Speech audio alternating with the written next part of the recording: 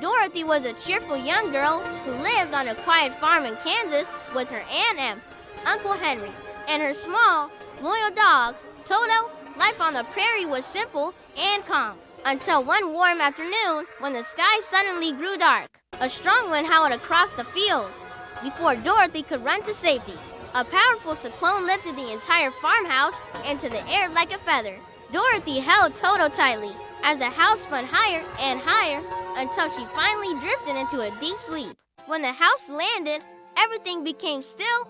Dorothy opened the door and gasped.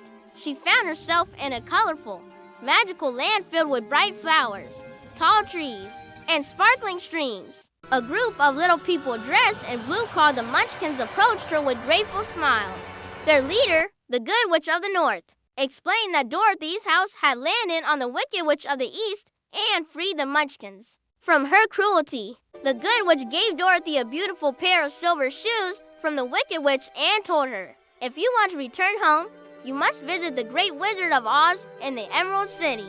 Follow the yellow brick road." Dorothy thanked her kindly and began her journey, Toto trotting happily at her side. As she walked along the yellow brick road, she soon came to a field where a friendly Scarecrow hung on a pole. He smiled and said, "I can't think very well, I have no brain, but I would love to come with you to ask the wizard for one."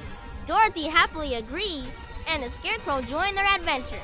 Farther down the road, the travelers entered a forest and met a shining tin woodman who stood completely still.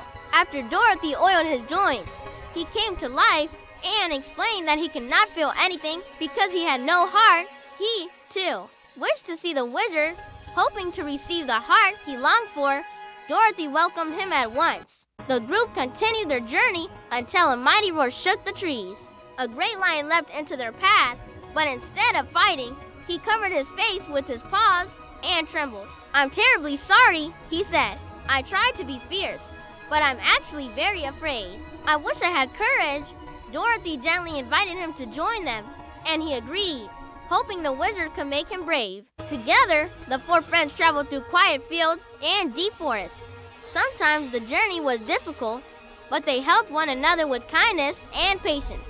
At last, they reached the shining gates of the Emerald City.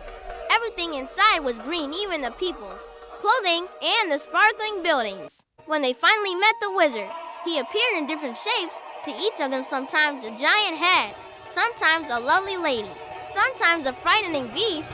He said he would grant their wishes, but only if they defeated the Wicked Witch of the West. Although frightened, Dorothy and her friends set out once more.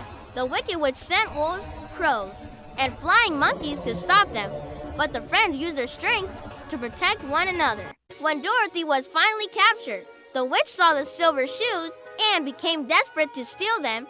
In anger, Dorothy splashed her with a bucket of water. To her shock, the Wicked Witch melted into a small puddle, and Dorothy was free. When the group returned to the Emerald City, the wizard revealed the truth. He was not truly a wizard at all, but a kind man from a circus balloon who had accidentally arrived in Oz. Still, he helped each friend find what they were missing. He told the Scarecrow that he had always used his brain, the Tin Woodman that he had always shown love, and the Lion that he had been brave all along. Then he promised to take Dorothy back to Kansas in his balloon, but an accident sent the balloon drifting away without her. Dorothy began to lose hope until the Good Witch of the South appeared. She told Dorothy, "The silver shoes have the power to take you home. All you need to do is click your heels 3 times and think of where you wish to be."